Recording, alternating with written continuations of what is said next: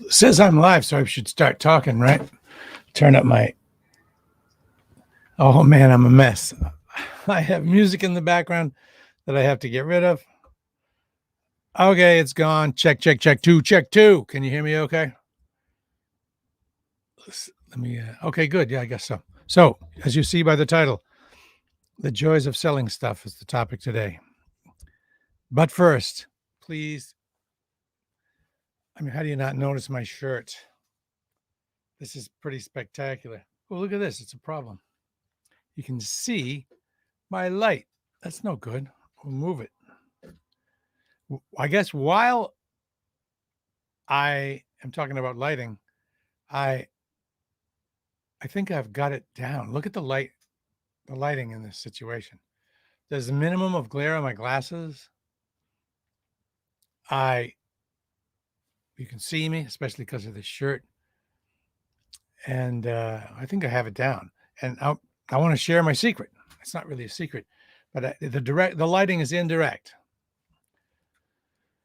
This one's a little hot over here. Yeah. Okay. There we go. I have two ring lights. I'll show you.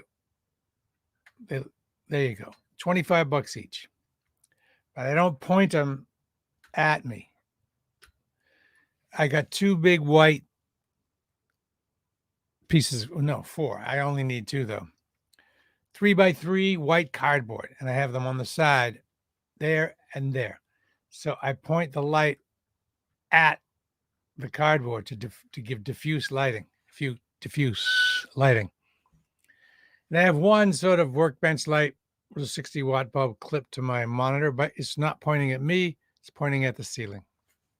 So I'm super pleased with the lighting. And I'm sort of surprised to see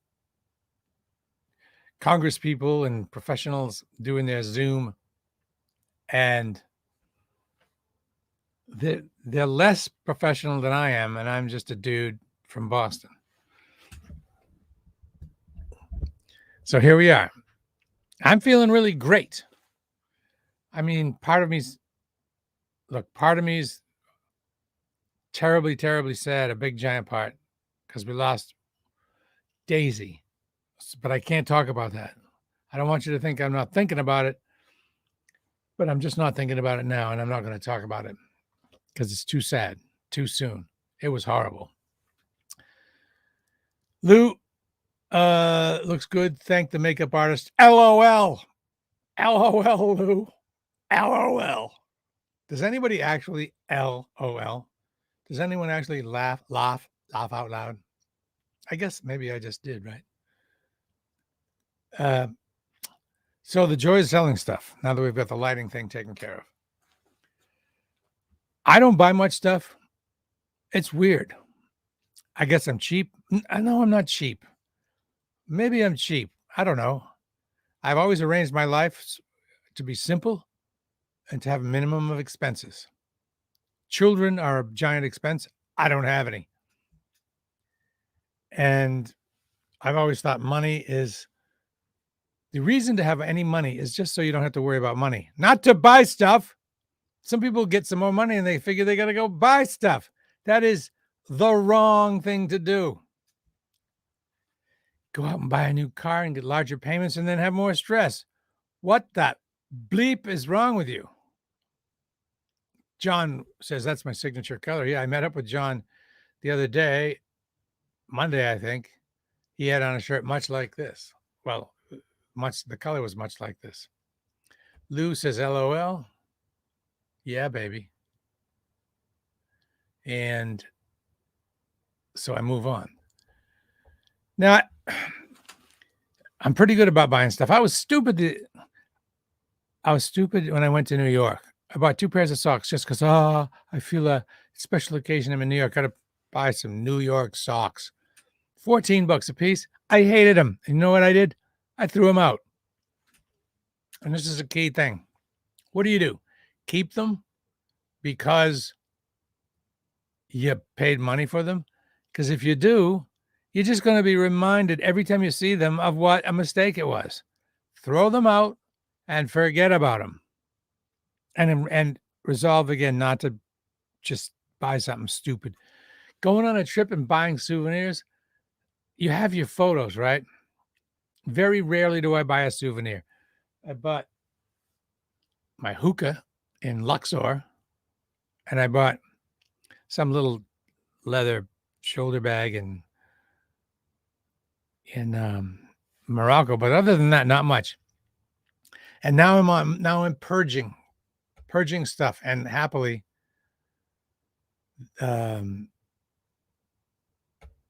happily, my significant other's on the same page. Kind of. She's not. It's difficult, but she's making progress. And I've been going through everything, all my clothes. You know how many? I mean, I'm not working. I don't go to an office now. How many clothes do I need? You know what I need? I pack light on trips. I can live light. How many pairs of pants do I have? One, two. I have 3 pairs of pants, 2 pairs of shorts. How many shirts do I have? This many in a closet. This many. Most people probably have that many. And now I have 2 pairs of shoes, 1 pair of cowboy boots, and 2 pairs of hiking boots. That's it. Winter coats, 1, 2, like a dress coat, an orange reflective coat for walking at night, a leather jacket, and a wool coat. 4 coats. That's it. And by the way, yes, Tony says, donate them, don't throw them out. Correct. There's on my walking route, there's one of those boxes you put them in. And I have put so many things in there. And now I got to stop buying stuff. It's so easy to get sucked into buying things. You feel like, oh, it's going to make my life a little better. And sometimes it does, like these shoes. Hold on. Let me show you my shoes. They actually did make my life better. But these babies, these are Cole Haan shoes, navy blue, super light.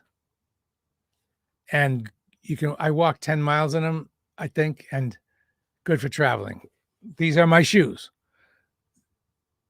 The other shoes are for, funerals and stuff like that.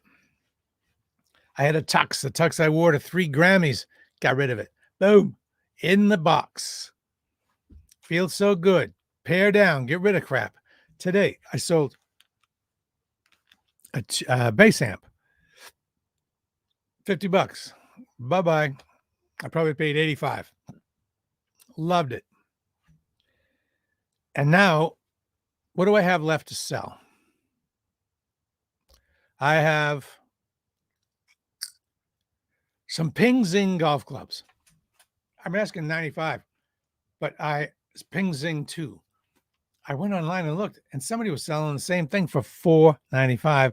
Someone was selling it for $2.95, and I'm asking $99. Who wants a complete set of Ping Zing golf clubs? I don't golf anymore. I think it's bad for your back. Maybe it wouldn't be bad for your back if I use the proper mechanics, but who does that? Everybody says, I'm going to swing easy. And then you go up there. Yeah, there's some weird mental block that happens when you're on the tee. And generally, I mean, the big thing is you got to try not to close your eyes and you got to keep your eyes open. A lot of people, they'll just yank it and close their eyes. And I do have a lot of hats. They don't take up much room. This hat, you can't tell, but this hat's pretty cool. It's got a leather brim. So I really recommend getting rid of stuff. Who is on the same page? And did COVID have anything to do with it? When you're cooped up, you just don't need so much stuff. What else am I? It's amazing how much stuff I got. How many pairs of underwear do you really need? How often do you do the laundry, I guess, is the question. If you do the laundry more often, you're going to have a lot less stuff. I do the laundry for my significant other and I. And so I do the laundry twice a week. So doing the laundry twice a week, how many of everything do I need? 4 socks, 5 socks, 5 underwear? because I'm only going 3 days. If I get in a real jam, I'll buy some more. But I just love looking at my drawer neatly. T-shirts. I might have, surprisingly, 5 T-shirts: a Rat T-shirt, a Channel T-shirt, a BCN T-shirt, a Bowie T-shirt, and a black Calvin Klein T-shirt, and that's it. So neatly in my drawer, 5 T-shirts. And I try to say to Shannon, isn't that nice? Wouldn't you like your drawer to look like that? I'll do it for you. Just she's working on it. And so that's my happiness tip for today. Get rid of stuff. It's amazing the stuff you think you need to keep, but question everything. The stuff you thought you needed, you never dreamed of getting rid of it. Dream of it. You don't need it. There's the 20-80 rule, You only wear 20% of your stuff 80% of the time. So get rid of the other 80%. I think it'll make you feel great. Really, what do you need those clothes for? If it's because, I spent a lot of money on it, that is not a reason to keep it. The money's gone, and you having it in the closet just reminds you of how much money you spent on it and what a mistake it was. That's what I'm saying. Take the Bing Zing set to Play It Again Sports. Where are they, John? You're right. I'll call them up. Ping Zing 2s. Good advice, says Will Lyons. It's hard to get started on purging. Oh, no, dude. It's freedom. It's freedom. Different people value different things. And I've come to know myself. Actually, I knew myself a long time ago. They say, know thyself. Freedom is what is very valuable to me when it comes to travel. Travel is a form of freedom. And going without someone, going alone, also a form of freedom. Not booking hotels gives you flexibility and freedom. Traveling light gives you freedom. And even in the home, not having a bunch of stuff that you are a slave to is freedom. I did for a while collect Oriental rugs. Not real expensive. They were the Baluchistan kind. It's called primitive kind of. And they were like $300. The price of rugs went way down. And right now, I think I could never get rid of that. But you know what? I could. I really would like to get to the point where it was like I was in college and I could move in one whack in one SUV. Well, they didn't have SUVs back then. I moved one time in a Volkswagen Beetle, one trip, and that included a big plant. Why I kept that plant, I'll never know. One in Stoneham, right off the 93 Montvale. All right, good. Play It Again Sports. I want to, before I go, look at that light in it. It doesn't look that bad. It just looks kind of weird, I guess. River Street, Waltham. Yeah, that's tough for me. I'm a guy without a car. Really. You people with cars. If it ain't on the tee, it ain't for me. Tony Stewart. Tony, you're new, right? Pretty new. That's great. So today, and for the last 2 days, today I worked 8 hours on it. Yesterday I worked, a long time on it. After a conversation with Melissa Max, not Melissa Manchester, not Melissa Mayhem, Melissa Max, who's formerly DJ Melissa at BCN. She's working hard on her YouTube page because she has a book and she's a person who gives mindfulness. She's a coach, kind of a life coach person, and she's actually pretty good. And it's good. It helps her too. Her coaching actually helps her. Boy, this lighting is good, isn't it? And she was talking about, she was helping me with my YouTube page because I was a rookie. She's researched it a lot and stuff. I've been doing it longer, but she knows more about it. And she said it's really, really important to have thumbnail photos for each of your videos that are done in a very particular way. First, you have to have text. I didn't know you had to have text. I'm an idiot. I'm a total idiot. Okay, text, and it has to be seen. So I did about, I don't know, 30 videos, 40, 50 videos. And stupidly, I did them before asking her what she thought. She goes, no, the text is not big enough. You can't read it. And it's not just about big, it turns out. So what I did was I said, all right, I'm going to really make it great. And if you go to the YouTube page, you'll see about 80 new thumbnails, which give, first of all, it gives a conformity, a uniformity to the page. It looks professional. And it has my little picture up in the corner too, which also adds to the uniformity, the conformity. It looks good. It just, I feel good when I look at it. But the text, here's a key. Actually, I'll give you my whole procedure. Are you ready? I'll go to the video and then find a good frame that looks good and take a screenshot. Then I put it in Final Cut Pro, which is the video editing software, where I overlay that clip I made with a picture of me. And the picture of me goes up in the upper right corner. It's one with a big, weird straw hat. Okay.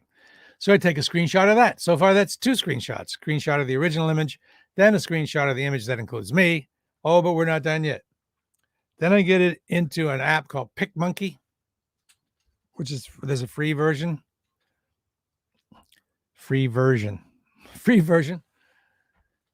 And in there, I will write text and I make it as big as I can and still fit in the frame. I thought it might cut it off on iPhone because I heard somebody say, well, you got to read it and be able to read it in the iPhone, in a smartphone. And I thought they were saying it can't be too big or it'll get cut off. But what they were saying is it has to be big enough to read. So now I max it out pretty much just so it doesn't cover my face in the corner. Then here's the key. If you have a YouTube page and you're making these thumbnails, 2 keys in PicMonkey, and you can do this easily. And I'm sure there are other apps you can do it easily as well. First, use a drop shadow. You do the text and then apply drop shadow to 80. I use 85% intensity because that way, no matter what background you have, it's kind of black shadowing around the text to make it stand out. It makes a huge difference. Go see at you know what I should do? I'll show you. Now, this isn't a travel video. This is actually an Anthony Sammarco thing. I'm going to try a screen share here, and I'll show you what I'm talking about. And then after applying the drop shadow, I apply an effect that just makes all of that look consistent. I choose one called Urbane in PicMonkey. There are a bunch. It just gives them all the same style and feel, which really makes your site look, your page, your channel look more professional. Now I'm going to try to share the screen, and I don't really do screen share. File share, share screen. Yeah, share screen. Okay, share screen. Yeah, there. Choose that one, and you can see it. Good. So that font is kind of exciting, and you might think it looks cartoonish, and maybe it kind of does, but the fact is you can see it on your phone. And when a potential viewer is scrolling through videos, boom, this looks pretty doggone good. And the fact that it's consistent seems to make a huge, huge difference. By the way, if you haven't seen this, I reposted it on Facebook. The link is there to hear Anthony Sammarco talk about the Combat Zone. He's got a book called The Other Red Line, in which he thanks me for thinking of the idea. And I thank him for that. He didn't have to do that. And it's really good. It's got a lot of salacious photos. Lighting good. Yeah, lighting is good. Shirt is different. Yeah, I know. The shirt is kind of, I removed myself. Now let's stop sharing. How do I do that? Stop screen, I guess. Yeah, I know. It's almost like the shirt is blasting light onto my face. Well, it's almost Halloween. 'Tis the season, right? I'm going to go now, but I just want to comment on this hot weather and this climate change. I don't know how much humans created it. All I know is I don't like it. This is my beloved September, and it's 90 degrees or 80 something. Well, 80. It's way too hot. It's not supposed to be this way. This is supposed to be the time of hooded sweatshirts, hoodies, and crispy apples and crisp nights. Not this junk, not this Florida crap we have to deal with now. I hate it. And it's cheap. It's going to cheat me out of snow in the winter. Enjoy what, Lou? Enjoy what? Enjoy the heat? No, that might have been a delayed comment. Yeah, I'm not liking it. Please, please, please bring us some crispy 55-degree weather with 30% humidity. Dave says, have a great night. I will. I'm going to bid you all a great night. And I got to get back to work on my thumbnails. I did. Oh, my God. It took me. I guess I've done 12 hours on it. You start to get nuts.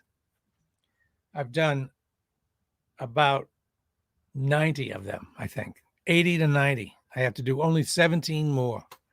But I started to get all, so I got to stop. Please, I'm only 25 away from getting over 1,000 on the Bradley J Travel YouTube page. If just to do me a favor, or to be a decent human being, a minimally decent human being, can you go to Bradley J Travel and subscribe and click on the bell to get notified? Just 25 more people. Okay? All right. Well, I bid you a fond adieu. John, thank you for being there as always.